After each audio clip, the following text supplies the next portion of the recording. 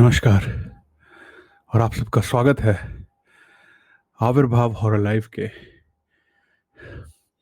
एक और नए एपिसोड में। मेरा नाम है स्वप्निल और मैं आपको सुनाऊंगा भूत प्रेतों के कुछ किस्से और कहानियां। और अगर आपके पास भी कोई किस्सा या कहानी है तो आप भी लाइव पर आकर उसे सुना सकते हैं। कैसे? थोड़ी देर में बताता हूँ।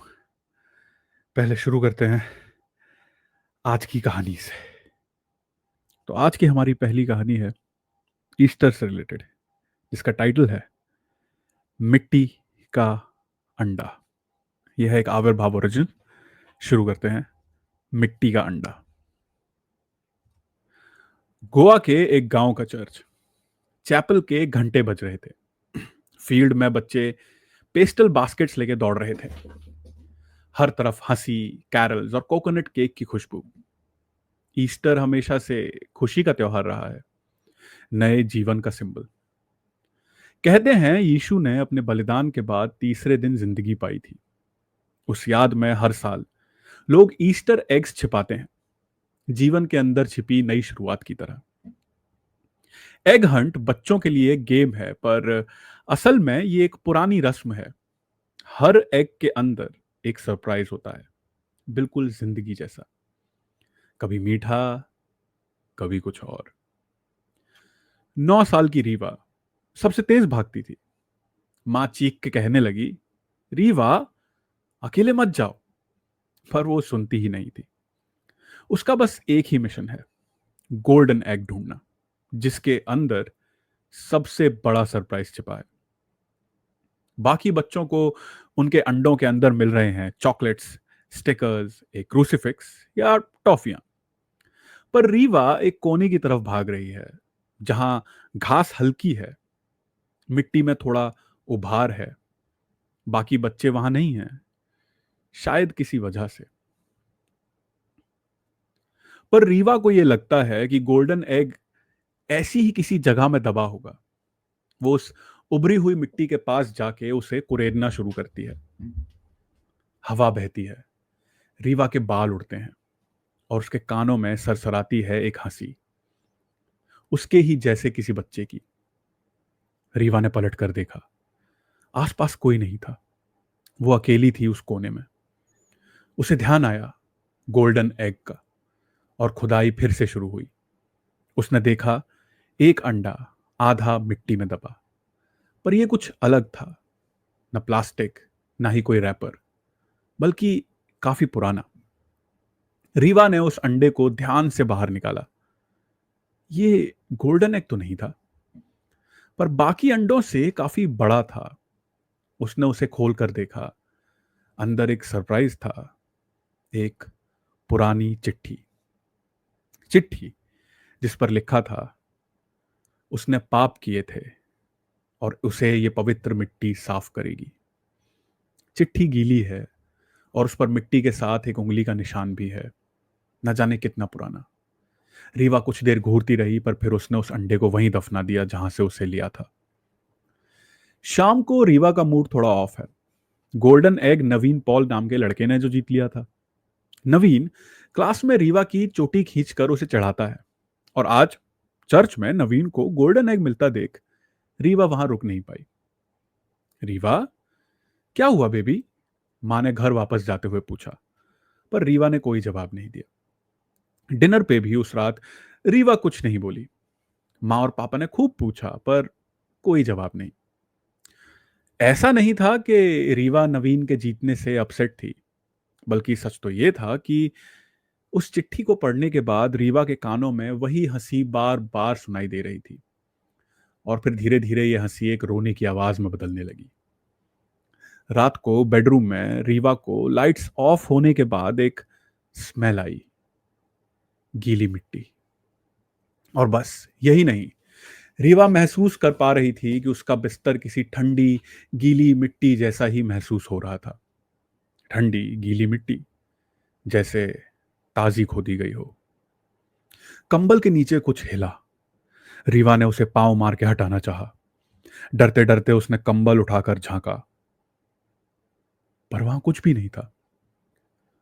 पर उसके पैर के पास, मैट्रेस के पास लगी थी चर्च के उसी कोने की वो गीली मिट्टी। रीवा चीखी। उसके माँ पापा भागे भागे आए। उस रात वो उन्हीं के साथ सोई। अगली सुबह ब्रश करते वक्त रीवा ने मिरर में अपना चेहरा देखा। उसके कान के पीछे वही मिट्टी लगी हुई थी। घबरा कर वो नीचे माँ पापा को देखने आई, पर डाइनिंग टेबल को देखते ही उसकी सांसें रुक गई। सामने टेबल पर वही मिट्टी का अंडा रखा था। रीवा चीखी। माँ दौड़ी दौड़ी आई। क्या हुआ बेबी? मम्मा, मम्मा, वो एग। माँ ने पलट के रीवा की उंगली की डायरेक्शन में देखा। कौन सा एग बेबी? रीवा ने आंखें खोल कर देखा। टेबल पर अब वो मिट्टी का अंडा नहीं था, बल्कि नॉर्मल सफेद अंडे ही रखे हुए थे। उसने माँ को समझाने की कोशिश की, लेकिन माँ समझ गई कि रीवा ने रात में जरूर कोई डरावना सपना देखा है, जिसका असर अभी तक उसके सर पे है। थोड़ी देर बाद रीवा फिर से अपने रूम में थी। माँ उसके साथ आई, उसका सर अपनी गोद में लिटाया और थपकी देकर सुलाने लगी। रीवा के सोने के बाद माँ उठी और चली गई। थोड़ी देर बाद उसी हंसी की आवाज से थोड़ी देर बाद उसी हंसी की आवाज से रीवा की आंख खुली। माँ अब कहीं नहीं थी, पर उसके बेड पर रखा था वही मिट्टी वाला अंडा। रीवा की जुबान जैसे जम चुकी थी। उसके मुंह से कुछ नहीं निकला, पर उसका पूरा जिस्म कांप रहा था। और देखते ही देखते उसकी आंखों के सामने वो मिट्टी का अंडा चटक कर टूटने लगा। अंडा फट के दो हिस्सों में बंट गया और उसके अंदर रीवा ने देखा एक छोटे बच्चे की मुरझाई सी उंगली जो तड़प रही थी। दिन बीतते गए और रेवा की हालत बिगड़ने लगी। और एक दिन जब माँ पापा ने भी रेवा के बिस्तर और कपड़ों पर गीली मिट्टी देखी, तो उन्हें लगा कि शायद उनकी बेटी वाकई में सपना नहीं देख रही। रीवा के सब कुछ बताने पर उन्होंने चर्च के प्रीस्ट फादर किपलिंग से बात की। प्रीस्ट ने सब सुना और अपने ऑफिस में जाकर एक पुराना धूल लगा रजिस्टर निकाला। साल 1984 की एक एंट्री। नाम रूथ। उम्र 8 साल। रीजन ऑफ डेथ वो सेक्शन खाली छोड़ा हुआ था। पर फादर किपलिंग समझ गए। उनकी आंखों में दबी शर्म और लाचारी रीवा के माँ बाप भी देख पा रहे थे। क्या हुआ फादर? रीवा की मां ने आखिर पूछ ही लिया। किपलिंग ने सर नीचे झुकाए ही कहा, आज से कई सालों पहले इस चर्च में कुछ ऐसा हुआ था जिससे पूरी कम्युनिटी आज भी शर्मिंदा है। रीवा के माँ बाप जो 15 साल पहले ही यहां रहने आए थे, उन्हें समझ नहीं आ रहा था कि आखिर ये किस बारे में है। और तब फादर किपलिंग ने बताना शुरू किया। उस वक्त यहां एक 8 साल की बच्ची के साथ ईस्टर के दिन एक ऐसी रस्म निभाई गई थी, रीबर्थ क्लेंजिंग। रूथ 8 साल की पतले बालों वाली एक चुप सी लड़की, ना ज्यादा बोलती थी ना ज्यादा हंसती थी। मिशनरी स्कूल के हॉस्टल में रहती थी। कोई कहता रूथ स्लो है, कोई कहता स्पेशल, पर फादर डेमियन कहते थे वो चूजन है, चुनी हुई। और उन्होंने ठान लिया था कि वो रूथ और उसके जैसे बच्चों का इलाज रूहानी तरीके से ढूंढ कर रहेंगे। फादर डेमियन का मानना था कि रूथ और उसके जैसे बच्चों को ये बीमारियां तब होती हैं जब उनके पुराने जन्मों के कर्म उनके साथ चले आते हैं, और इसीलिए उन्हें पवित्र करना उनकी जिम्मेदारी है। उस साल ईस्टर पे फादर डेमियन ने एक खास रस्म रखी थी, रीबर्थ क्लेंजिंग। इस रस्म के बारे में बस डेमियन और एक दो लोग ही जानते थे। हॉस्टल से रूथ को सर्विस के बहाने बुलाया गया। डेमियन का कहना था कि इस रिचुअल के बाद रूथ एकदम नॉर्मल बच्चों जैसी हो जाएगी। लोकल कम्युनिटी के कुछ लोगों और एक फ्रेंच प्रीस्ट ग्रुप ने मिलकर एक सीक्रेट रिचुअल बनाया। एक बच्चा जमीन के नीचे दफन होगा, ताकि मिट्टी उसके अंदर के पुराने पापों को अपने अंदर सोख ले, और जब वो वापस निकलेगा वो पाक साफ होगा। रूथ को दफनाया गया, लेकिन उसे बिना बताए, बिना समझाए, उससे सिर्फ ये कहा गया, तुम थोड़ी देर के लिए सो जाओ, जैसे यीशु सोए थे। उसके बाद जब तुम उठोगी तो कोई तुमसे दूर नहीं भागेगा, सब तुम्हारे दोस्त बन जाएंगे। एक अकेलेपन और तानों की मारी बच्ची, जिसके माँ बाप ही उसे इस हॉस्टल में छोड़ गए थे, उसके लिए यह बहुत बड़ा वादा था। उसने तुरंत आंख बंद की और डेमियन की बात मान ली। एक पुरानी चैपल के पीछे एक खाली ग्रेव में उसे रखकर मिट्टी डाली गई, सिर्फ एक नारियल और एक क्रॉस उसके सीने पे। रूथ ने चीखने की कोशिश की, पर मिट्टी तेज गिरती रही। आसमान में ईस्टर के घंटे बजते रहे, जिनसे रूथ की आवाज दब गई। जब 2 घंटे बाद उसे निकालने आए, वो जा चुकी थी, पर उसकी आंखें खुली थी, मुंह थोड़ा खुला, जैसे शायद कुछ कहना चाहती थी। तब से ही चर्च की उस जगह की आसपास की मिट्टी थोड़ी नरम रहती है, और एक हंसी बचपन जैसी दूर से ही सुनाई देती है, पर केवल कुछ खास लोगों को।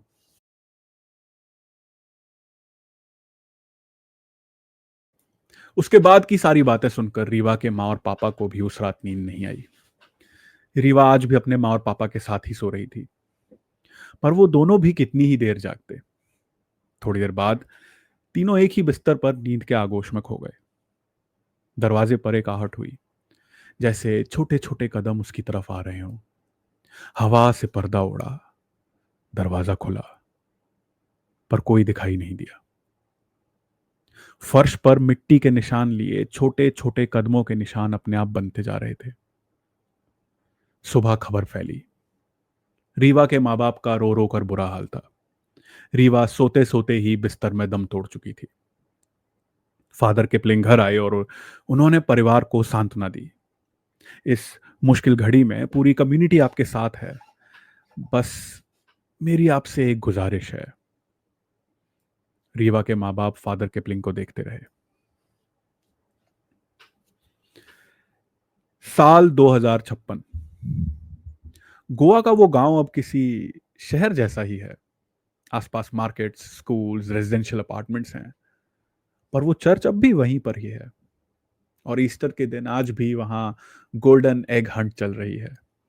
चर्च के प्रीस्ट फादर रॉड्रिक्स ने सबका स्वागत किया। उन्होंने कहा, जैसे यीशु ने अपने बलिदान के बाद नए जीवन के साथ लौट कर दिखाया, उसी नई शुरुआत की याद में आज हम सब मिलकर गोल्डन एग हंट करेंगे। याद रखना बच्चों, ये एग्स एक नई लाइफ का सिंबल हैं, और हर एक के अंदर एक छोटा सा सरप्राइज है, जैसे जिंदगी के अंदर कभी कभी छुपी कहानी होती है। और इसी के साथ गोल्डन एग हंट शुरू हुई। एक प्यारा सा बच्चा बैनी, उसने देखा चैपल के उस कॉर्नर को जहां अब एक फेंस लग चुकी है। बैनी ने उस फेंस को पार किया और जा पहुंचा उस जगह जहां मिट्टी में दो छोटे छोटे उभार हैं। वो समझ गया था, गोल्डन एग जरूर यहीं पर है।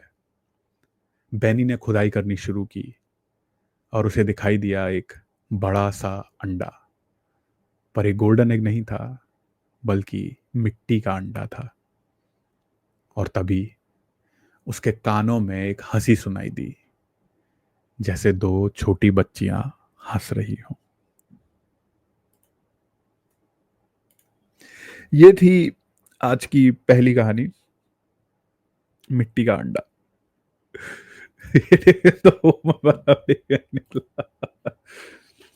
आज बहुत दिनों बाद लाइव सुनने का मौका मिला। Hope you doing well, hope you are doing well wizard. कैसे हो? दो डैम इट्स टू नाउ। यस, कसक कैसा है? अरे भाई, कसक की कहानियां सुनो। कसक is an amazing story teller. बहुत बढ़िया कहानियां सुनाता है कसक। कसक कैसा है दोस्त? You are honestly mentally disturbed. It's a gift विहानु, इट्स अ गिफ्ट। सो ये थी आज की हमारी पहली कहानी। और शो ऑन एस्ट्रोलॉजी, कबाला, शम्स अल मरीफ, पिकी ट्रिक्स, बुक ऑफ एनॉक, इम जफर अल केमी। यार हाँ, समझ गया, ये थोड़ा मेरे टाइप का नहीं है, बट आई अंडरस्टैंड तुम क्यों कर रहे हो ऐसे कि मैं ऐसी कहानियां सुनाऊं। बट यार मेरे टाइप की चीज नहीं है ये।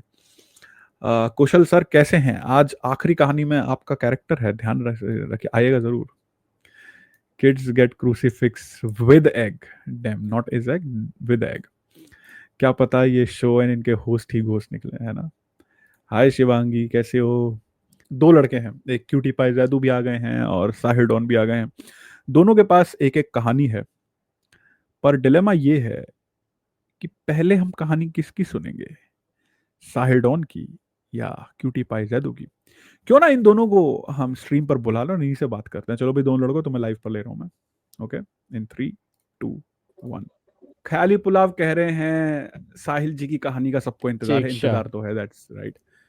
तो तो इसका मतलब हमारे रिचुअल के हिसाब से जैद सुनाएंगे पहली कहानी। नहीं, मेरे रिचुअल के हिसाब से नहीं, जो मैं कहूंगा वो होगा।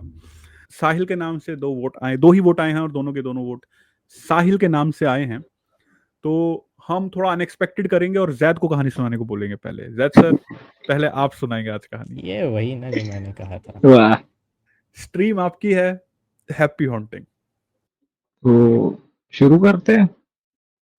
राजन मुंबई छुपने के लिए आया था। नई नौकरी, छोटा मकान किराए पे, और सन्नाटे के लिए मुंबई शहर के बाहर एक मकान ले लिया। बिल्डिंग पुरानी थी। ऐसा लग रहा था शहर का हिस्सा ही नहीं है। थोड़ा सा दूर थी, और पुरानी। पुरानी से मेरा मतलब है 40 से 50 साल। तब भी देखने में ऐसा लगता था कि कभी भी गिर सकती है। दीवारों की उम्र हो चली थी, और गलियां मानो किसी राज के पास लेके जा रही हो। रोड के दूसरी तरफ एक और बिल्डिंग थी, उसके बाजू एक और।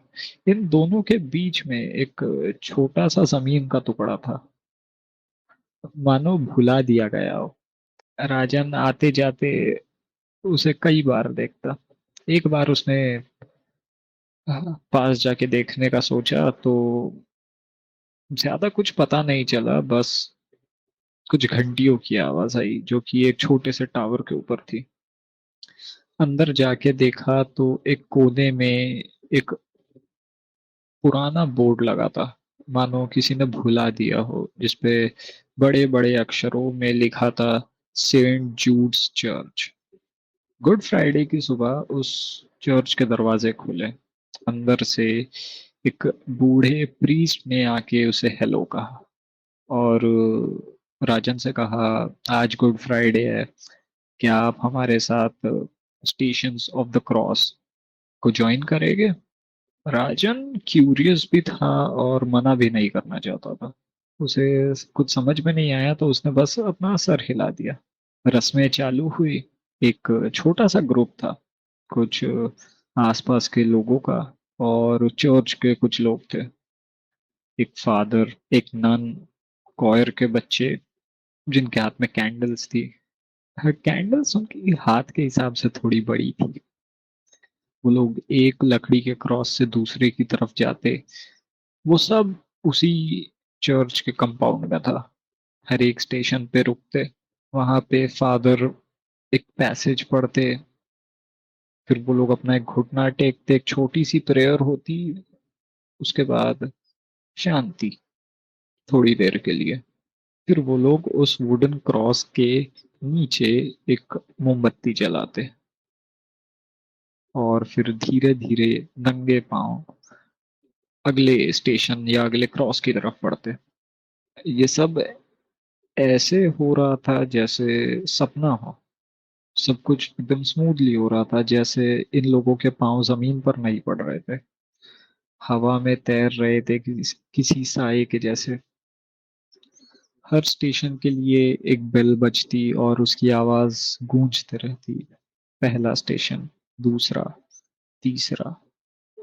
भीड़ कम हो रही थी। राजन ने 7वें स्टेशन तक ये नोटिस नहीं किया, और 10वें स्टेशन तक सिर्फ वो और फादर बचे थे। अब ये लोग 10वें स्टेशन तक पहुंच तो गए थे, जो कि चर्च के दूसरी तरफ था। पुराना होने की वजह से वहां पे बहुत सारी बेल और झाड़, छोटे छोटे बुशेस उग चुके थे। एक पुराना लोहे का गेट, जो जब भी खुलता तब एक आवाज करता। एक बार खुला और आगे एक रास्ता था। वो लोग 11वें स्टेशन पे गए और फिर 12वें पे। तब फादर ने मुड़ के राजन की तरफ देखा और कहा, 13 स्टेशन आगे है। राजन हल्का सा मुस्कुराया और कहा, नहीं, यहाँ पे तो सिर्फ 12 है। उस प्रीस्ट ने एक हल्की सी स्माइल दी और कहा, तुम्हारे लिए नहीं। और अपना एक हाथ उठा के उस क्रॉस की तरफ किया। उस पे राजन का नाम लिखा था। राजन नहीं, उसका असली नाम, जैसे लकड़ी में अभी खुरेदा गया हो। और कुछ टपक रहा था वहां से, शायद खून। और उसे चीजें याद आने लगी, एक बच्चा, हाईवे, लाश, बारिश की रात, नाम बदलना, शहर बदलना। अब लाश को छुपाया जा सकता है पर गिल्ट को नहीं। वो उसे छुपाना मुश्किल है। वो बाहर आ ही जाता है। कर्ज चाहे आत्मा पे हो या इंसान पे, उसे दबाया नहीं जा सकता। वो प्रीस्ट की आंखें मानो जल रही थी। वो फादर ने राजन की तरफ देखा और बेल अपने आप बजी, 13वीं बार। राजन ने वहां से भागने की कोशिश करी पर किसी ने उसे पकड़ लिया, शायद उस आखिरी स्टेशन पे। दो हाथ, जलती हुई आंखें उसे अंदर खींच रही थी। यह आखिरी स्टेशन था और ये उसका था। वहां पे एक कैंडल जल रही थी, वो और तेज जलने लगी। अब वो कैंडल नहीं बुझेगी। That's it. तो ये थी मेरी गुड फ्राइडे की कहानी। क्या बात है, क्या बात है, क्या बात है सर। वाह, वाह। अब ठीक है ना, देखो रिम बन रहा है, प्रॉपर रिम बन रहा है ना, ये देख। थैंक यू सो मच हाँ। इस गुड फ्राइडे की कहानी के लिए। हम्म, और अब बुलाते हैं अपने अगले जमूरे को। आओ साहिल भाई। तो thank you so much Zaid sir इस गुड फ्राइडे की कहानी के लिए। और अब हम आते हैं अपने साहिल डॉन पर। साहिल डॉन आज लेके आए, कौन सी कहानी लेके आए साहिल डॉन आप? यार मैं कहानी नहीं लाया, भूल गया। अरे पर थीम वाली कहानी लेके आए हैं ना आज आप। नहीं, मैं वही भूल गया, असल में मुझसे लिखी नहीं गई। ओके, तो bye bye tata see you. मैं अच्छा, दो नहीं कहानियां लिखी बची वो गई, वो ला सुनाता हूँ। कर। जी, मैं वर्ल्ड हेमोफीलिया डे पे लाया हूँ कहानी। हेमोफीलिया एक्चुअली एक ऐसी कंडीशन है जो कि कई लोगों के लिए लाइफ थ्रेटनिंग भी हो सकती है। और इसी के चलते दुनिया में वर्ल्ड हेमोफीलिया डे मनाया जाता है, जिसमें हम लोगों को बताते हैं कि कई लोग ऐसे होते हैं जिनके साथ ऐसी कंडीशन होती है कि अगर उनके चोट लग जाए, कोई कट लग जाए, तो उनका खून रुकना जल्दी बंद नहीं होता है। ऐसे केसेस में वो इंसान अपनी कॉन्शियसनेस लूज कर सकता है और यहाँ तक कि अपनी जिंदगी भी खो सकता है। तो इन लोगों के सपोर्ट के लिए वर्ल्ड हीमोफीलिया डे मनाया जाता है, जिसके लिए एक कहानी आज साहिल डॉन लेकर आए हैं। साहिल डॉन, आपकी कहानी हम सुनने के लिए तैयार हैं। वर्ल्ड जी, हीमोफीलिया डे के लिए एक कहानी है, तो साहिल डॉन स्ट्रीम आपकी है। Happy haunting. शुक्रिया। कहानी का टाइटल है एरी। मैं शुरू करता हूँ। स्वप्निल भैया ने मुझे एक नई कहानी लिखने के लिए कहा, वर्ल्ड हेमोफीलिया डे पर। बेसिकली ये एक ऐसी बीमारी होती है जिसमें अगर आपको कोई घाव या कट लग जाता है तो खून बहना बंद नहीं होता जल्दी। खून का थक्का नहीं बनता है शरीर में, जिससे हैवी ब्लीडिंग और कभी कभी मौत भी हो जाती है रेयर केसेस में। अब इस पर क्या कहानी लिख सकते हैं? अखबार में कॉलम्स पढ़ते हुए यही सोच रहा था जब मेरी नज़र हेमोफीलिया डे पर लिखे एक अजीब से कॉलम पे पड़ी। आप उसी को एक कहानी के रूप में सुनने जा रहे हैं। बलराज हॉस्पिटल एक फ्रॉड है, टाइटल यही था उस कॉलम का। एक पिता लिखता है, बलराज हॉस्पिटल फ्रॉड ही नहीं बल्कि एक झूठ है जो वो हम आम लोगों को बेचते हैं, खासकर डॉक्टर झा। अगर यही उसका नाम था तो उस कमीने की वजह से मैं और मेरी पत्नी, हम दोनों की ज़िंदगी तबाह हो गई। हम अपने बेटे रोहन के इलाज के लिए आए थे। रोहन को हेमोफीलिया था, जिसके डर से हम ना तो उसे बाहर खेलने भेज पाते थे और ना ही स्कूल भेजते थे। हमने ही उसकी पढ़ाई का ध्यान रखा घर पे, पर बढ़ती उम्र के साथ उसे कब तक घर पे रख सकते थे। ये कोई इलाज नहीं था, और इसलिए असली इलाज के लिए डर हम दर दर खोजते रहे एक अच्छे डॉक्टर, एक अच्छे अस्पताल को। और ऐसे ही एक रोज़ अखबार में डॉक्टर झा के बारे में पढ़ा, हेमोफीलिया स्पेशलिस्ट। कभी भी कोई पेशेंट मुड़कर शिकायत नहीं लेकर आया था इनके पास, ऐसा इनका दावा था। रोहन की हाल अ, रोहन की हालत बदतर होती चली गई थी और अब हॉस्पिटलाइज करना ज़रूरी हो गया था। इसलिए उसे हम बलराज हॉस्पिटल डॉक्टर झा के पास लेकर आए। वो अब चल तक नहीं पाता था, जॉइंट्स भी खूनी हो चुके थे, और रोहन को दर्द बहुत होता था इन सब में। किसी तरह अस्पताल का खर्चा उठा पा रहे थे हम, जो भी करना पड़े, पर रोहन के लिए हम करने को सब हमें मंजूर था। तभी एक दिन हमें डॉक्टर जहाँ मिले।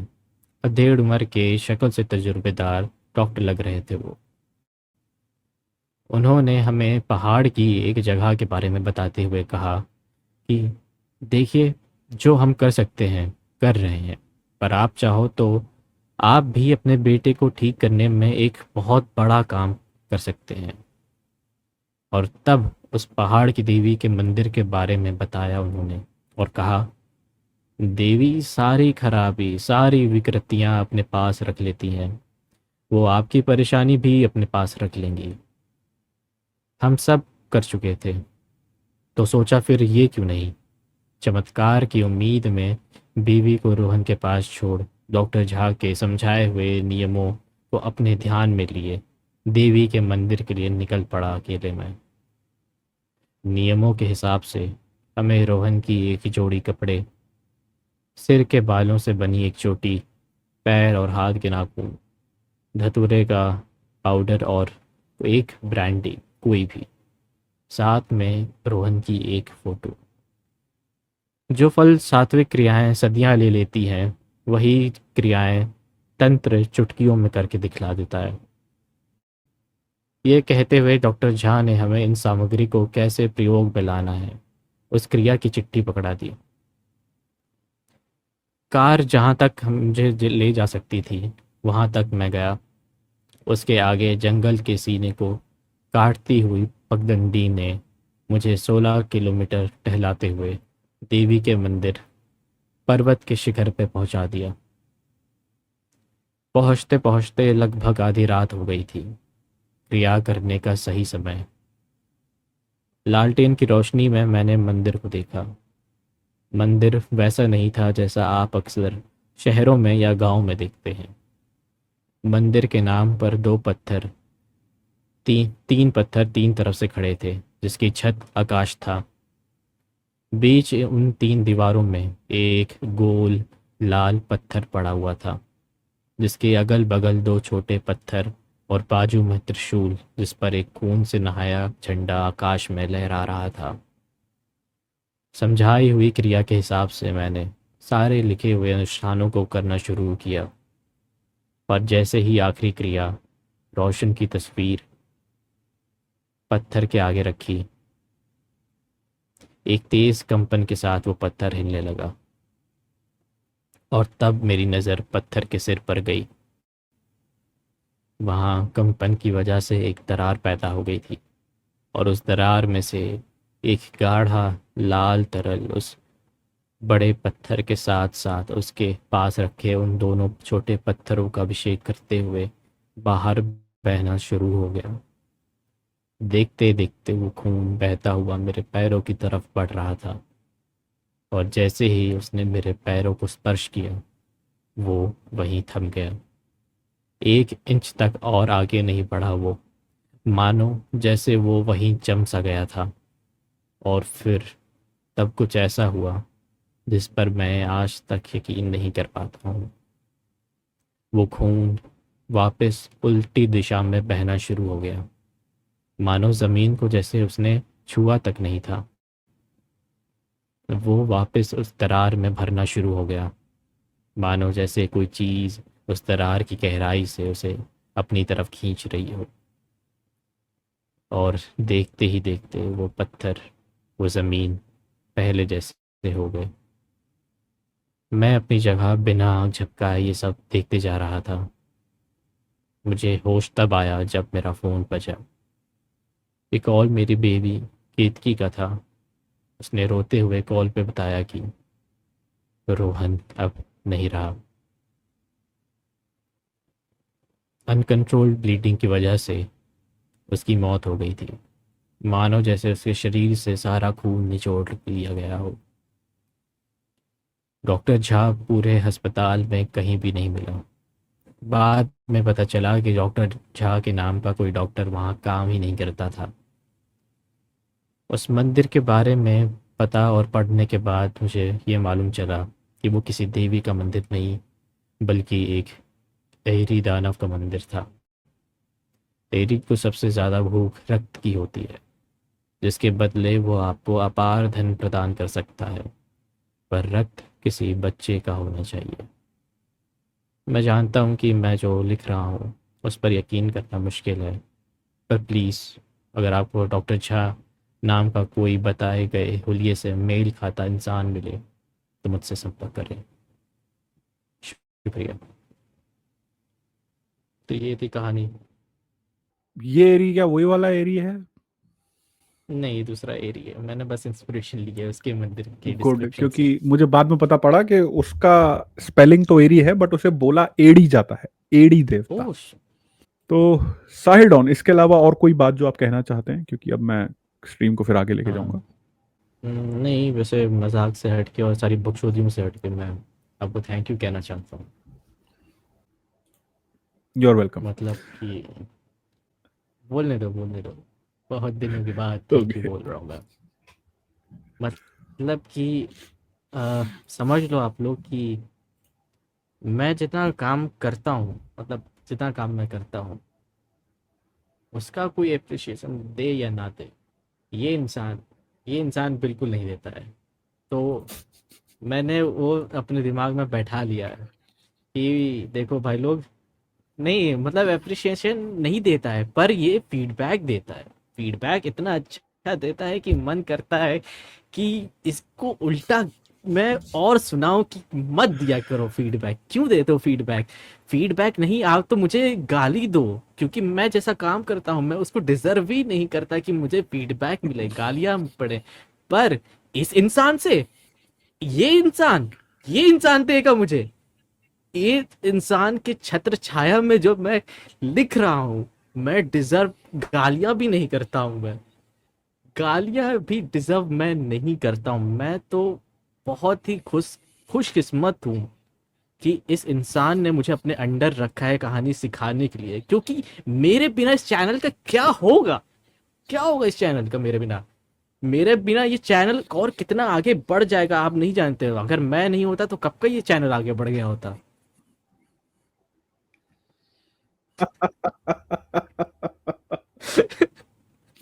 तो ठीक है Sahil, thank you so much. चलो, चल bye Sahil. Bye bye bye bye. तो ये थे हमारे साहिल डॉन। तो इसीलिए मैं कह रहा हूं कि अगर आपके पास भी कोई कहानी है, कोई किस्सा है, या ऐसी कोई बात करनी है, आप भी लाइव पर आकर अपनी बातें रख सकते हैं, अपने बारे में बता सकते हैं। तो चलिए, अब हम आगे बढ़ते हैं और सुनते सुनाते हैं और कहानियां। सबसे पहले हम डेजमंड की कहानी से शुरू करते हैं, उसके पहले मैं ये उतार देता हूँ। अब जाके कानों को थोड़ी राहत मिली। Nice। साहिल के आंसू का मजा ही कुछ और है, साहिल के आंसू में डूबने का मजा ही कुछ और है। देखा, इसलिए लगाता हूं मैं लाइट, इसीलिए थोड़ी लाइट की नॉलेज है अपने को। डेजू ने कहानी भेजी है, ठीक है, चलो। इसका नाम है असम हॉरर। डेजू ने जो ईमेल भेजी है, इसका नाम है असम हॉरर। चलिए, ये जो कहानी है, ये डेजू ने ईमेल में भेजी है। आप भी ईमेल कर सकते हैं एट, ईमेल बता ही देता हूँ ना डेजू एक बार मैं इनको, है ना। इस ईमेल एड्रेस पे आप ईमेल भेज सकते हैं। ओ नो, ये तो यूपीआई आईडी है। देखो यार, दिक्कत हो रही है, सिस्टम अपग्रेड किया है, अब और दिक्कत आएगी। एक नया वेबकैम लेना है या फिर एक नया फोन लेना है जो कि वेबकैम की तरह काम करे। माइक का तो चलो काम मैं चला लूंगा, माइक C2C चल जाता है। पर ये गुहार मैं आपसे किसे लगा रहा हूं, ये मदद की गुहार है। होता क्या है कि चैनल को अफ्लोट रखने के लिए, चैनल को चलाए रखने के लिए इक्विपमेंट, सॉफ्टवेयर वगैरह वगैरह की जरूरत पड़ती है, और उसके लिए मुझे आपके सपोर्ट की जरूरत है। तो अगर आप सपोर्ट करना चाहते हैं तो उसके कई तरीके हैं। सबसे पहले तो आप नीचे लाइक डिसलाइक के पास आ रहे एक थैंक्स बटन को दबा सकते हैं। इससे एक वन टाइम डोनेशन मेरे पास आ जाएगा। उसके अलावा आप मेंबर बन सकते हैं। सब्सक्राइब के साथ एक ज्वाइन बटन है, आप उस बटन पे क्लिक करके आविर्भाव के मेंबर बन सकते हैं। जी हाँ, मेंबर बनने से होगा कि हर महीने आपकी तरफ से एक छोटी सी राशि मेरे पास आया करेगी। और मजे की बात, निहायत ही मजे की बात मैं आपको आज बताता हूं, हमने मेंबरशिप फीस घटा दी है, हमने मेंबरशिप फीस कम कर दी है। जी हां, मैंडी जी ने अपना जादू चला दिया है। मेंबरशिप फीस 299 रुपए से कम होकर नीचे आ चुकी है। तो आप भी मेंबर बन सकते हैं, जो कि अब 100 रुपए से भी कम है, 90 रुपए से भी कम है यार मेंबरशिप फीस अब। और जो लोग अभी भी 299 की मेंबरशिप पे हैं, मैं उनसे रिक्वेस्ट करूंगा कि अगर आप 299 पे रहना चाहते हैं तो क्या ही बात है, लेकिन अगर आप 299 की फी नहीं देना चाहते, आप कम वाली फी देना चाहते हैं, तो आप 299 की फी कैंसिल करके आप 89 वाली फी पे आ सकते हैं। 89 रुपए की आई थिंक मेंबरशिप रखी है मैंडी ने। 299 की कैंसिल कर दीजिए, 89 पे आ जाइए गाइस। 89 रुपीज पर मंथ की मेंबरशिप, 90 रुपए से भी कम। इससे ज्यादा की तो तुम लोग सिगरेट पी जाते हो यार, इससे ज्यादा का तो तुम गन्ने का जूस बड़ा गिलास पी जाते हो महीने में। और तुम मतलब 89 rupees per month, dude come on, it's gonna help me a lot. So Avirbhav membership 89 rupees per month, join now, आज ही ज्वाइन करो। ठीक है गाइस।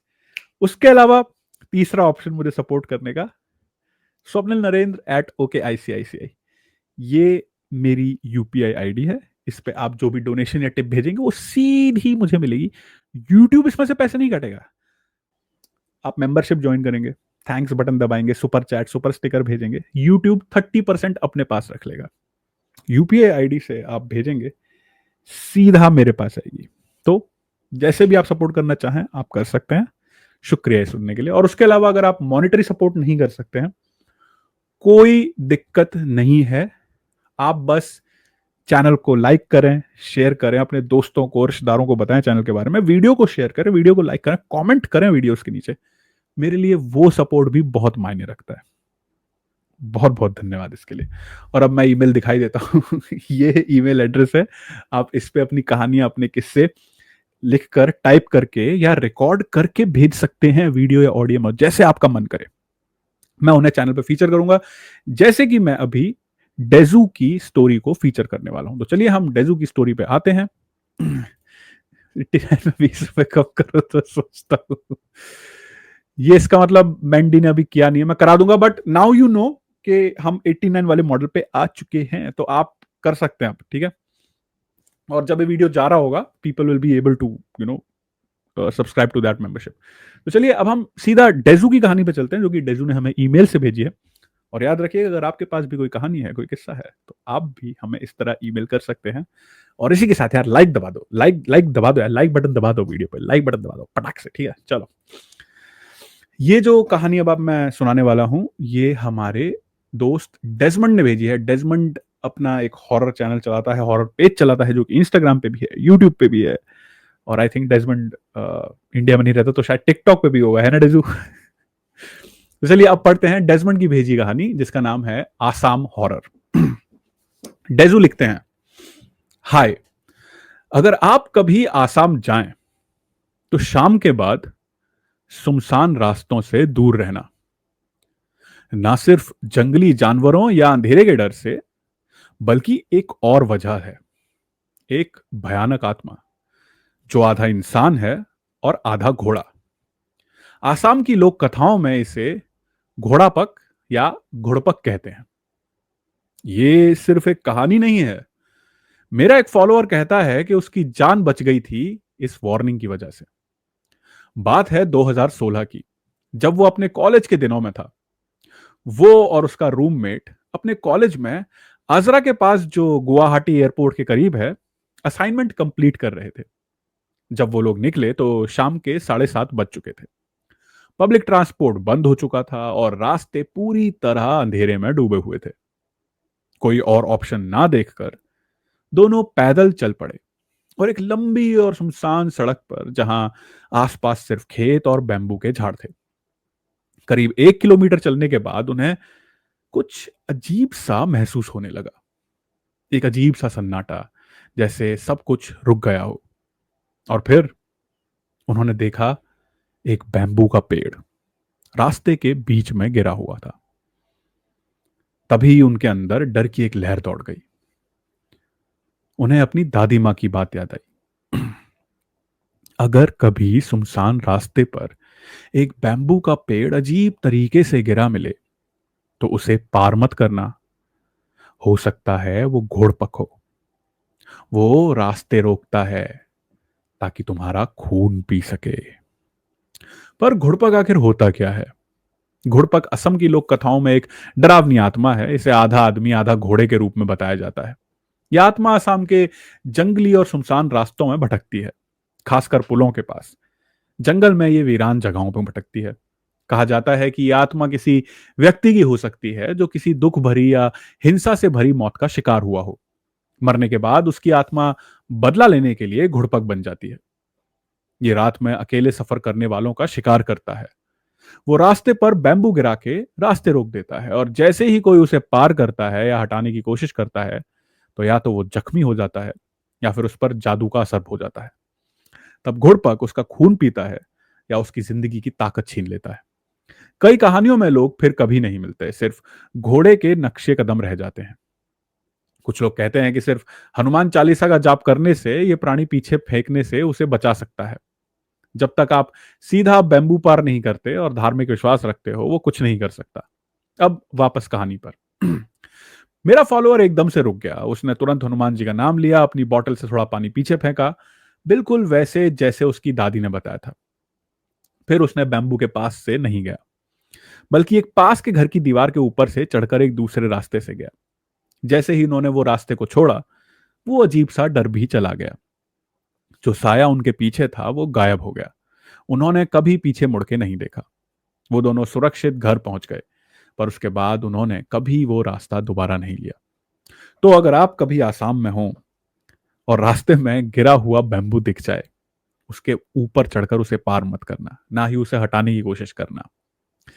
हो सकता है घुड़पक आपका इंतजार कर रहा हो।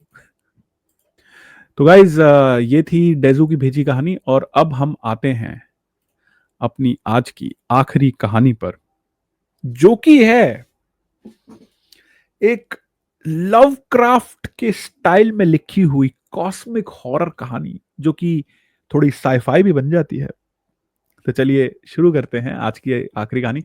पर इससे पहले मैं आपको कुछ बताना चाहता हूं कि ये जो कहानी हमने लिखी है आपके लिए आज, इसका जो सेटिंग है वो कहाँ का है। इस कहानी की सेटिंग असल में झारखंड की है। अब आप पूछेंगे झारखंड में ऐसा क्या है? क्या है झारखंड के बारे में तो हमने कभी नहीं सुना। दोस्तों, झारखंड एक बहुत ही अमेजिंग जगह है। लोग कहते हैं कि झारखंड में कुछ भी नहीं है, लेकिन झारखंड में बहुत कुछ है, क्योंकि झारखंड अनटच्ड है, अनदेखा है। क्या आप जानते हैं कि जब से इंसान पेड़ों से, बंदर जब हम हुआ करते थे, जब से इंसान पेड़ों से नीचे उतर के दो पैरों पे चलना शुरू कर रहा है, तब से झारखंड आबाद है। झारखंड में उस समय के एविडेंस मिलते हैं कि तब भी झारखंड में सिविलाइजेशन थी और हमेशा रही है। जब तक मगध नहीं एस्टेब्लिश हुआ था, मौर्य एम्पायर नहीं एस्टेब्लिश हुआ था, झारखंड उससे पहले से आबाद है।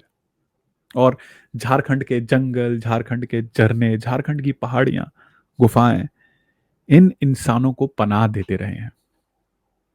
और इसीलिए झारखंड बहुत अमेजिंग जगह है। आपको मैं बताता हूं, झारखंड में ये देख रहे हैं आप, एक बार मैंने शेयर किया है, ये देखिए, ये मेगालिथ हैं। मेगालिथ क्या होते हैं? आपने स्टोन हेंज का नाम सुना होगा। वो कुछ पत्थरों का एक क्या बोलते हैं, कॉम्प्लेक्स है, जो कि काफी वक्त पहले, अराउंड 3000 ईयर्स अगो लोगों ने बनाए थे। ऐसा ही एक कॉम्प्लेक्स इंडिया में भी है, झारखंड में। और इस जगह का नाम है, मैं इस जगह का नाम बताता हूं, इस जगह का नाम है पंखड़ी बरवाडी। पंखड़ी बरवाडी। पंखड़ी बरवाडी इसलिए क्योंकि पंखड़ी जो है उन पेड़ों का नाम है जो कि आपको इस इमेज में पीछे दिख रहे हैं। ये खास तरह का पेड़ होता है, यहां इस तरह के बहुत सारे पेड़ हैं, इसलिए पंखड़ी। और बरवा डी, डी का मतलब होता है गांव, और बरवा डी मतलब बरवा लोगों का गांव। बरवा लोग कौन? जो अपने साथ शिकारी कुत्ते रखा करते थे। ये ट्राइबल कम्युनिटीज के आपस में दिए हुए नाम हैं, जो जिस दिन वो इस तरह आपस में रखा करते थे। तो इस जगह का नाम है पंखड़ी बरवाडी। हजारीबाग से थोड़ी सी दूर है ये जगह। और यहां पर ये 3000 साल पुराना मेगालिथ स्ट्रक्चर है। और इस स्ट्रक्चर की एक सिग्निफिकेंस है, ये एस्ट्रोनॉमिकल सिग्निफिकेंस रखता है। इक्विनॉक्स के दिन ये सन के उगने और सेट होने की डायरेक्शन बताता है, और ये आज भी काम करता है। इमेजिन करो, 3000 साल पहले लोगों ने ये स्ट्रक्चर खड़े किए थे, और ये आज भी झारखंड में आपको मिलेंगे।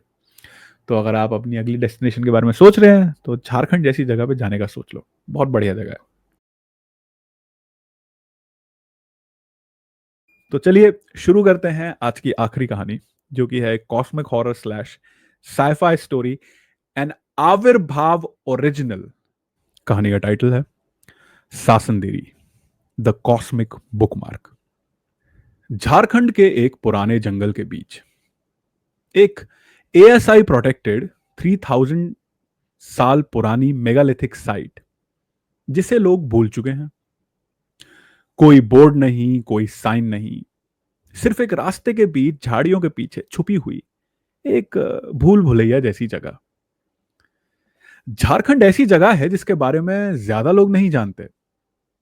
जब से इंसान पेड़ों से उतरकर धरती पर सीधा खड़ा होकर चलने लगा, तब से झारखंड आबाद रहा है। यहाँ की गुफाओं और जंगलों ने ना जाने कितने ही आदिम काल के इंसानों को पनाह दी है। कुछ लोग हंसते हंसते इसे आदम का दूसरा घर भी कहते हैं। यहीं पर पंखड़ी बरवाडी नाम की एक जगह है, जिसके बारे में कहा गया है कि आज से 3000 साल पहले के इंसानों ने ये जगह बनाई थी। बनाई थी? अरे ये कुछ पत्थर हैं जो यहां हमारे पुरखों ने खड़े किए हैं, बिना छाया के, बिना गुफाई तोहफे के, बिना किसी लिखे सबूत के। बस खड़े हैं सीधे, सदियों से। इन्हें देखकर लगता है जैसे जमीन के अंदर से खुद उगाए हों। कुछ लोग कहते हैं ये टाइम मार्कर्स थे, सूरज के उगने और डूबने की दिशा दिखाते थे। पर कुछ लोग कहते हैं ये सिलसिले हैं, वो धागे जिनके सहारे इंसान और उनसे पहले के कुछ और लोग इस जगह से जुड़े हुए हैं। पल्लवी लाकड़ा झारखंड के लिए बहुत कुछ करना चाहती है। कितना, शायद खुद भी नहीं जानती। दरअसल लड़की झारखंड से ही है, 100% नेटिव। अच्छी एजुकेशन पाई, बाहर गई, दुनिया देखी, और तब समझ आया कि दुनिया में कहीं भी चले जाओ, अपनी रूट से नहीं भाग सकते। इसीलिए आजकल झारखंड की हिस्टोरिकल साइट्स को समझने में गवर्नमेंट की हेल्प करती है। उसके साथ खड़ा है कुशल, मुंबई के पास से ही है, खुद को डिजिटल नोमैड कहता है। इसकी सफेद बोलेरो ही इसका घर संसार है। पल्लवी ने इसे फेसबुक पर ढूंढा था। एक पोस्ट में उसने पंखड़ी बरवाडी की 3D मैपिंग करवाने के लिए इसी को ढूंढा। कुशल अपने ड्रोन्स के साथ हाजिर हो गया। गर्मी ज्यादा नहीं है आज। इक्विनॉक्स के कुछ दिन बाद साइट बिल्कुल सुनसान है। शायद इसीलिए दोनों ने आज कुशल के स्पेशल ड्रोन को हवा में छोड़ रखा है, जो ऊपर से इस हिस्टोरिकल साइट को कैप्चर कर रहा है। ड्रोन रिमोट है, ऑटो पायलट में, और इसीलिए कुशल चेयर पर बैठा बैठा ऊंघ रहा है। पर पल्लवी अपनी बड़ी बड़ी आंखें गड़ाए मॉनिटर में ब्रॉडकास्ट होती फुटेज देख रही है। पता नहीं क्या ढूंढ रही है। आज से 2 दिन पहले जब ड्रोन ने सबसे पहला लेआउट रेडी किया था, तो पत्थरों का प्लेसमेंट देखते ही कुछ अजीब सा पैटर्न सामने आया। एक स्पाइरल जैसा, मानो एक कॉन्सेंट्रिक सर्कल है, पर इसमें कोई ज्योमेट्रिकल सिमेट्री नहीं थी। इसमें कोई फ्रैक्टल लॉजिक है, पल्लवी ने बोला। मतलब? कुशल ने पूछा। अरे मतलब मुझे ये फॉर्मेशन ह्यूमन नहीं लगती, पल्लवी ने लेआउट पर पेन मारते हुए कहा। बस तभी से दोनों लग पड़े इस साइट के 3D लेआउट को पूरा करने में। अचानक पल्लवी ने ड्रोन के एक लो फ्लाइंग कैमरा फीड में कुछ देखा। एक शैडो पत्थरों के बीच से निकलती हुई, जैसे किसी आदमी की। कुशल को उठाकर उसने फुटेज रिवाइंड करवाई। इस बार कोई शैडो नहीं थी, पर एक ग्लिच और एक फ्रेम ड्रॉप जरूर था। ये क्या हुआ? होता है कभी कभी, स्टैटिक आ जाता है फीड में, कुशल ने समझाया। डेटा को लेट हुआ। कुशल ने फाइनल फुटेज रेंडर करनी शुरू की। रात को पल्लवी अपने टेंट में लेटी थी जब कुशल भागता हुआ उसके टेंट में आया। पल्लवी, पल्लवी, ये देखो। क्या हुआ? कुशल ने लैपटॉप सामने रख दिया जिस पर वो फुटेज प्ले हो रही थी। Listen to this. पल्लवी ने कुशल के दिए हेडफोन्स पहने और फुटेज को देखने लगी। जिस जगह ग्लिच हुआ उस जगह पर एक स्टैटिक हिस थी, एक साउंड जो किसी रिदम में था। ये तो पल्लवी के मुंह से शब्द नहीं निकल पा रहे थे। आई डोंट नो ये क्या है, बट ये स्टैटिक नहीं है, ये एक ह्यूमन साउंड है, एक वॉइस है ना, कुशल ने एक्साइटमेंट में कहा। पर पल्लवी की आंखें अब और भी बड़ी होती जा रही थी। कुशल बोलता जा रहा था। आई डोंट नो किस लैंग्वेज का वर्ड है, but I am pretty sure कि अगर हम किसी लिंग्विस्टिक एक्सपर्ट के पास जाएं, सब कुछ पता पड़ जाएगा। सासंदीरी, पल्लवी के होठों से निकला। क्या? कुशल ने पूछा। सासंदीरी, वो फिर से बोली। How did you know? What does it mean? Kushal ने कंफर्म करना चाहा। मेरी मां बचपन से मुझे इसकी कहानी सुनाती आई है। सासंदीरी मतलब पत्थर जिसे मिट्टी याद रखती है। पत्थर जिसे मिट्टी याद रखती है? कुशल समझने की कोशिश कर रहा था। अगले दिन कुशल ड्रोन से ग्राउंड पेनिट्रेटिंग स्कैन कर रहा था। उस स्कैन में नीचे एक और लेयर मिली। पल्लवी, पल्लवी लुक, वो चीखा। पत्थरों के नीचे भी कुछ है, ये देखो, एक एक फ्लैट स्लेट। शाम तक पल्लवी ने बड़े ध्यान से उस जगह की एक्सकेवेशन शुरू की, एकदम फोकस्ड। और जैसा कुशल ने बताया था, नीचे एक समतल पत्थर मिला।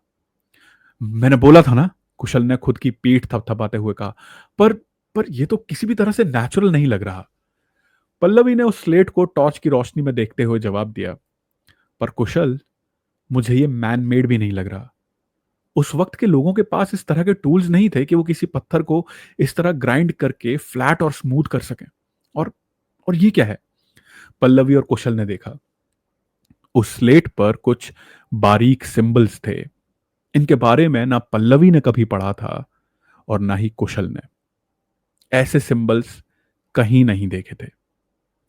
पल्लवी ने अपनी उंगलियां बहुत हल्के से उन सिंबल्स पर से सहलाई। एक तेज रोशनी उसके दिमाग में चमकी। उसकी आंखें सर के ऊपर चली गईं और वो वहीं किसी मूर्ति की तरह जड़ हो गई। कुशल देखता रहा कि कैसे पल्लवी की नाक से खून निकल रहा है। पल्लवी, वो चीखा। पर पल्लवी कुछ सुन नहीं पा रही थी। वो वहां होते हुए भी वहां नहीं थी। उसने देखा वो उसी जगह बैठी हुई थी, पर वो जगह वो नहीं थी, बल्कि बदली हुई थी। दूर दूर तक गांव, खेत और बिजली की लाइंस नहीं थी, बल्कि ये पूरा इलाका प्रकृति की गोद में था। बस जंगल और पहाड़। उसके चारों तरफ कुछ लोग एक गोले में बैठे एक अजीब सी आवाज निकाल रहे थे। पंखड़ी भरवाडी के वो पत्थर अब भी वहीं थे, पर ज्यादा चिकने और नए से दिखते हुए। और उन सब के बीच एक गड्ढा, जिसमें वो लोग कुछ दफना रहे थे। एक बिजली का झटका पल्लवी के जिस्म में से गुजरा और वो तड़प कर जमीन पर गिरने लगी। कुशल ने उसे संभाला और उठाकर टेंट में ले गया। 1-2 घंटे बाद पल्लवी को होश आया। उसका चेहरा सफेद पड़ा हुआ था। तुम ठीक तो हो? कुशल ने पूछा। पल्लवी ने सिर्फ इतना कहा, वो वो जिंदा था। कौन? जिसे जिसे वो दफना रहे थे, वो बोली। पल्लवी के शब्दों ने कुशल की पीठ में एक ठंडी सी लकीर खींच दी। ये कोई टेलीपैथिक मेमोरी थी कुशल, टेलीपैथिक मेमोरी। पल्लवी धीरे से बोली, ये जगह इंसानों ने नहीं बनाई। ये जगह इंसानों ने नहीं बनाई। ये जगह जैसे कोई इंटरगैलेक्टिक संदूक है जिसे हमने दोबारा खोल दिया है। कुशल चुप हो गया। टेंट के बाहर का माहौल एकदम शांत था। पल्लवी ने उठते ही एक नया इंस्ट्रक्शन दिया। मुझे उस स्लेट के नीचे का हिस्सा देखना है। कुशल ने मना करना चाहा। पल्लवी, तुम उसे टच करते ही, अरे मैं ठीक हूं। पल्लवी ने बात बीच में काट दी। मुझे लगता है कुछ और है वहां। ठीक है, पर सुनो ना, कल टीम आ रही है, उनके साथ मिलकर इन्वेस्टिगेट करेंगे। नहीं, मुझे अभी देखना है। पल्लवी ये बोली और तेजी से बाहर की तरफ चल दी। कुशल उसके पीछे पीछे दौड़ता गया। पल्लवी ने एक्सकेवेशन वापस शुरू कर दी। धीरे धीरे उन्होंने उस स्लेट को उठा लिया। नीचे कुछ नहीं था। इनिशियली इस सब के बीच कुशल ने अपना ड्रोन फिर से ऑटो पायलट पर उड़ा रखा था। पल्लवी ने जैसे ही उस स्लेट को उठाने के लिए आगे बढ़ी, कुशल ने उसे रोक दिया। वेट! कुशल ने एक मोनोपॉड को खोला और उसे एक लेवर की तरह इस्तेमाल करके वो स्लेट को उठाने लगा। You idiot! पल्लवी चीखी। You have to handle it carefully. देख, कुशल बोला, मैं नहीं चाहता तू फिर से ट्रिप करने लगे। वैसे भी ये स्लेट बस दिखती डेलिकेट है, देख कैसे आराम से उठ रही है। पल्लवी ने भी देखा। वो स्लेट उठते वक्त किसी हीरे जैसी चमक रही थी। उसने ऐसा कोई मटेरियल धरती पर आज तक नहीं देखा था। जैसे ही वो स्लेट हटी, उन दोनों ने देखा उसके नीचे एक परफेक्ट स्फेयर शेप की एक गोल कांचनुमा चीज रखी थी। ये क्या है? कुशल ने पूछा। पल्लवी ने उसे गौर से देखा। पता नहीं, पर जो भी चीज है ये एब्सेंट लॉजिक से बनी है। Absent logic? कुशल कंफ्यूज था। हाँ, मतलब पत्थर जैसा है पर पत्थर नहीं है। एब्सेंट लॉजिक का मतलब है कि ये किसी की समझ में ना आने वाली लॉजिक से बना है। पल्लवी ने देखा कुशल उसे ही घूर रहा था। उसने आगे समझाया, एब्सेंट लॉजिक उन चीजों के लिए बोला जाता है, एब्सेंट लॉजिक उन चीजों के लिए बोला जाता है जो नेचर में मिलती तो हैं, पर ना नेचुरल होती हैं और ना उनका कंस्ट्रक्शन किसी इंसान के द्वारा पॉसिबल है, क्योंकि हम ऐसा कुछ बना ही नहीं सकते। It defies our understanding of a construction, shape और material reality. It exists but does not obey any rules that we know. समझ आया? कुशल के मुंह से बस इतना ही निकल पाया। मुझे तो 2 घंटे पहले ही सब समझ आना बंद हो गया था पल्लवी। ये बताओ करना क्या है? वो दोनों उस चीज को घूरने लगे। ना उसकी सरफेस समतल थी और ना उभरी हुई। वो चिकना था, पर उसमें कोई रिफ्लेक्शन नहीं था। पल्लवी और कुशल ने टॉर्च और हेडलैम्प की रोशनी उस पर डाली, पर वो तब भी अंधेरे में खड़ी एक परछाई जैसा दिखता। पल्लवी बोली, ये देखो, ये लाइट रिफ्लेक्ट नहीं कर रहा, बल्कि एब्जॉर्व कर रहा है। पल्लवी को फिर से वही आवाजें सुनाई देने लगी जो उस पल्लवी को फिर से वही आवाजें सुनाई देने लगी जो उस घेरे में बैठे वो लोग निकाल रहे थे।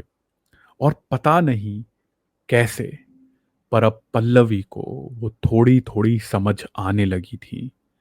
ऐसा लग रहा था मानो वो चीज पल्लवी को बुला रही हो। कुशल, वो बोली, मैंने बोला था ना, ये टेलीपैथिक मेमोरी है। अरे मुझे नहीं पता इस सब का क्या मतलब है, वो खींच कर बोला। टेलीपैथिक मेमोरी, जैसे हम मेमोरी कार्ड या क्लाउड पे फाइल सेव करते हैं। अब सोचो कि अगर हम अपनी मेमोरी को ऐसे ही सेव कर पाए, टाइम में एक मूवमेंट जिसे हम फ्रीज कर दें, जो लूप पर प्ले होता रहे और हम जब चाहें उसे प्ले कर सकें। टेलीपैथिक मेमोरी, समझे? इसका मतलब जैसे कोई टाइम कैप्सूल। कुशल बड़बड़ाया। शाबाश। पल्लवी ने अपनी आंखें बड़ी करके उसे देखा। पर पल्लवी, अ, सवाल यह है कि क्यों, आखिर यहां ऐसा क्या हुआ जो किसी ने इस मेमोरी को या इस मोमेंट को यहां लाके सेव कर दिया? वो पता करने का एक ही तरीका है, पल्लवी ने कहा और हाथ बढ़ाकर उस चीज को छू लिया। एक तेज हवा उस मैदान से बहती हुई उन दोनों के चेहरों से टकराई। वो पत्थर या कांच या जो भी कुछ था, एक अजीब सी रोशनी में चमकने लगा। ये कौन सा रंग था, ना पल्लवी जानती थी और ना ही कुशल। पर दोनों सम्मोहित होकर उसे देखने लगे कि कैसे वो चीज एक पैटर्न में उन अननोन कलर्स में ब्लिंक करने लगी। तभी एक जोर की आवाज आई। आसमान फट पड़ा। रात के उस आसमान को किसी पर्दे की तरह चीर दिया गया। तारे इधर उधर लटक गए और उस चीरे हुए हिस्से में से एक लंबी चपटी स्लेट नुमा चीज जो किसी बड़ी बिल्डिंग जितनी थी, बाहर आई। कुशल और पल्लवी के कानों के पर्दे फटने लगे, जमीन कांपने लगी और चक्रनुमा शेप में लगे वो पत्थर किसी डायल की तरह घूमने लगे। पल्लवी अपना बैलेंस खोकर गिर पड़ी। कुशल औंधे मुंह जा गिरा। दोनों गिरते पड़ते वहां से भागे। उन्होंने देखा, वो चपटी सी चीज आसमान से नीचे उतर रही थी। वो उस गड्ढे से थोड़ी ऊपर आके रुकी। उसमें एक दरवाजे जैसा कुछ खुला और 2 कदमों में चलती एक लंबी परछाई वहां खड़ी हुई। उस गड्ढे में पड़ी वो समतल स्लेट धीरे धीरे हवा में उड़ने लगी और साथ ही उड़ने लगा सब कुछ जो भी उन पत्थरों के घेरे में था। कुशल और पल्लवी दौड़ते हुए उन पत्थरों की हद से बाहर आए और वो मंजर देखने लगे। वो पत्थर, कांच या अंडे जैसी चीज जब हवा में उड़ी तो उसके नीचे कुछ और भी था जो ऊपर की तरफ उड़ा, जैसे कोई लाश एक कपड़े में बंधी, इंसान जैसी पर इंसानी नहीं। ये लाश उसी परछाई जितनी लंबी थी जो उस स्पेसशिप के दरवाजे पर खड़ा ये सब देख रहा था। वो लाश उड़ती उड़ती धीरे से उस स्पेसशिप के अंदर चली गई और परछाई ने आखिरी बार उन दोनों को देखा। उसने धीमे से चलते हुए स्पेसशिप के अंदर पनाह ली। स्पेसशिप का दरवाजा बंद हुआ और वो दुनिया के सबसे तेज फ्रेम रेट की तेजी से आसमान के उसी चीरे हुए हिस्से से वापस बाहर निकलकर गायब हो गया। आसमानी पर्दे का वो चिरा लटका हुआ भाग फिर से जुड़कर आसमान का पार्ट बन गया। सब कुछ पहले जैसा हो चुका था, जैसे कुछ हुआ ही ना हो। कुशल, पल्लवी की आवाज वापस आई। ये सब तूने भी देखा ना? मैं मैं हेलुसिनेट नहीं कर रही थी ना? पल्लवी, मैंने देखा। पर पर कौन मानेगा हमारी बात? ऊपर वाला, कुशल ने आसमान की तरफ उंगली करते हुए कहा। उसका ड्रोन ऑटो पायलट पर अभी भी चक्कर लगा रहा था। वो बोला, 4K 60 FPS लो लाइट परफॉर्मेंस, इसी के लिए खरीदा था मैंने ये। इतने में एक पटाखा फटा और वो ड्रोन जलता हुआ नीचे आके गिरा।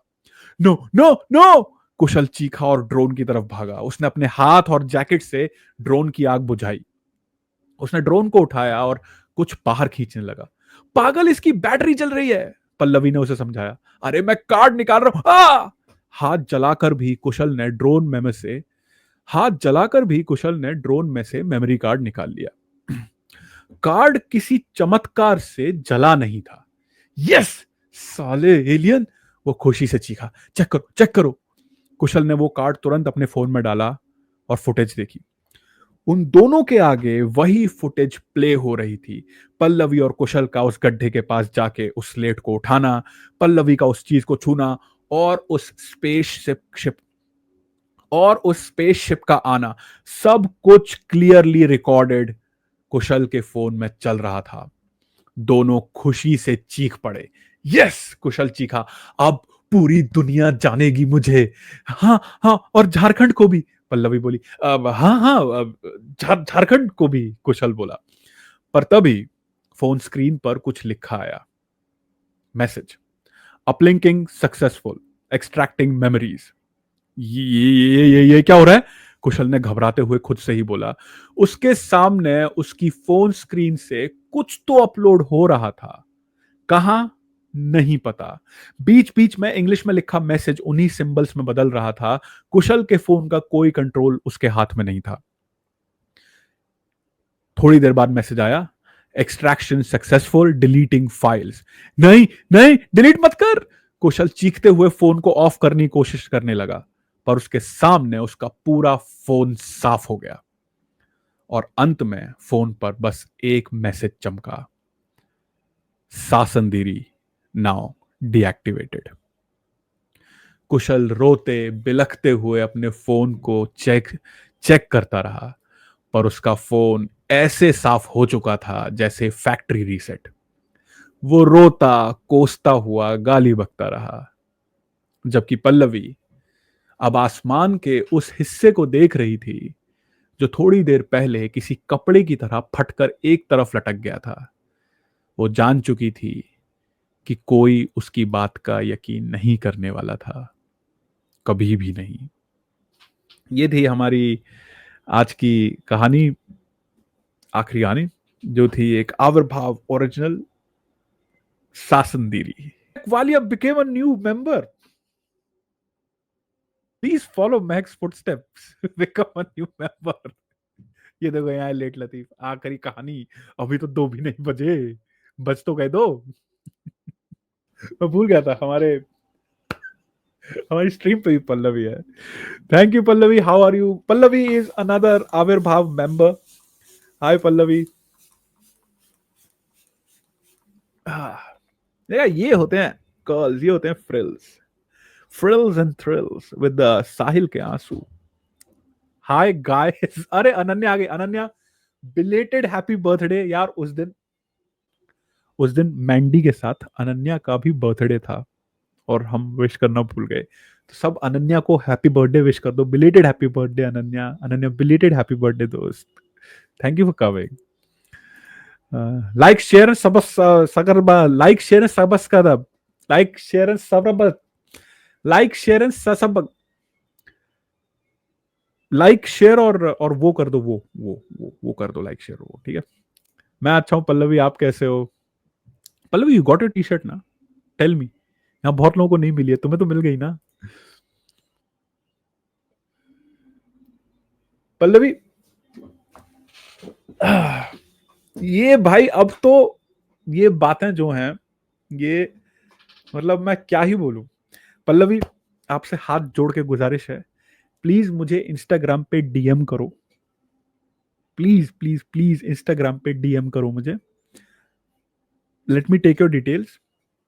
आपको, सुजॉय भाई को और रूपक सर को टी शर्ट्स भेजनी है, और इस बार ये जाएंगी, इस बार ये 100% जाएंगी। प्लीज प्लीज प्लीज डीएम करो, ठीक है। मैं बहुत दूर हूं, कब सेंड करोगे मेरी टी शर्ट? पहुंच जाएगी? नहीं भाई, सॉरी, इंटरनेशनल शिपिंग नहीं कर पाते हम। I guess have to because that host is ignoring my message. अब पढ़ तो रहा हूं तेरे मैसेज में, थैंक यू बोला तो, मैं तो ऐसे क्यों बोल रहा है यार? डेजू, ऐसे बोलेगा तू? ये पढ़ा तो था मैंने अभी। और कौन सा मैसेज इग्नोर कर दिया मैंने तेरा? ऐसे मत बोल यार। इनकी टी शर्ट तो सपना है बस लोग। मैं, ऐसी बातें होंगी अब, ठीक है। हाँ पल्लवी प्लीज, मेरे मैसेजेस भी इग्नोर हो रहे हैं। मैं क्या करूं इन लोगों का? सीरियसली मुझे समझ में नहीं आ रहा, मैं क्या करूं इन लोगों का। इन्हें लग रहा है इनके मैसेजेस इग्नोर हो रहे हैं। ऐसा नहीं हो रहा है भाई, ऐसा नहीं हो रहा है। तुम्हारे मैसेजेस क्यों इग्नोर करूंगा मैं? फालतू में यार तुम लोग हैं। मैं कोई साहिल हूं? और तुम लोग कोई काम हो जो मैं तुम्हें इग्नोर करूंगा, जैसे साहिल काम को इग्नोर करता है। ये क्या स्प्रे किया दोस्त? ये है साहिल के आंसू। आपकी जिंदगी में कोई भी तकलीफ हो, कोई दिक्कत आ रही है, साहिल के आंसू छिड़क लीजिए, सब सेट हो जाएगा लाइफ में। साहिल के आंसू हर मर्ज की दवा। प्रमोशन नहीं हो रहा है, साहिल के आंसू। सैलरी नहीं बढ़ रही है, साहिल के आंसू। पैसे सेव नहीं हो रहे हैं, साहिल के आंसू। क्रश का रिप्लाई नहीं आ रहा है डीएम में, साहिल के आंसू। पापा मम्मी प्यार नहीं करते, साहिल के आंसू। इस्तेमाल करो साहिल के आंसू, अपने ऊपर छिड़को, लाइफ में सब बढ़िया हो जाएगा। ठीक है, साहिल के आंसू ऑर्डर करो मेरे को, अगर चाहिए ऑर्डर करो, मेंबर बनो। मेंबर्स को साहिल के आंसू की एक बॉटल, छोटी बॉटल फ्री भेजी जाती है हर महीने। ऐतिहासिक आंसू, हाँ। मेरी कंसेंट के बिना निकाले जा रहे मेरे आंसू, समंदर में पानी कम है, साहिल के आंसू। साहिल सेंट टू महक जी, एक काम करो, डायरेक्ट आंख खरीद लो मेरी। तेरी आंख का फायदा क्या है, गंदी नजर है तेरी। ठीक है guys, thank you so much. काफी अच्छी स्ट्रीम गई, मुझे बहुत मजा आया। नया सेटअप है तो थोड़ी गड़बड़ हुई, मैं समझ रहा हूँ, but thank you so much, thank you so much. और इसी के साथ अब हम मिलेंगे। मैं तो अगले हफ्ते नहीं आऊंगा, मैं अगले एपिसोड में आपको देखूंगा, जो कि अब सीधा मई में होगा। अगले हफ्ते मैं कोशिश करूंगा कि साहिल, जैद और मेंडी एक एपिसोड होस्ट कर लें, एक स्ट्रीम होस्ट कर लें। लेकिन हम अब मिलेंगे अगले हफ्ते, और तब तक के लिए जैसे कि मैं हमेशा कहता हूं, डरना मत, अपना अपना ख्याल रखो। Bye bye.